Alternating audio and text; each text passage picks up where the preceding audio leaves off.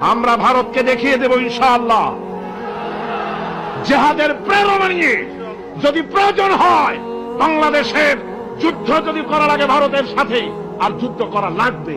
রাসূলুল্লাহর ওয়াদা আছে। কার ওয়াদা? নাসাই শরীফ, ইবনু মাজাহ, এই তার দুটি হাদিসের মধ্যে হযরত আবী হুরায়রা রাদিয়াল্লাহু তাআলা আনহু বর্ণিত হাদিস রয়েছে। বলেছেন দুই শ্রেণীর লোক কিয়ামতের দিন জাহান্নাম থেকে মুক্ত হয়ে যাবে।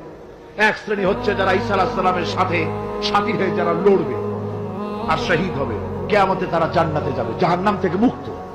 আর দ্বিতীয় শ্রেণী ভারতের সঙ্গে একটা যুদ্ধ হবে, রাসূল বলেছেন হিন্দুস্তানের সঙ্গে একটা লড়াই হবে।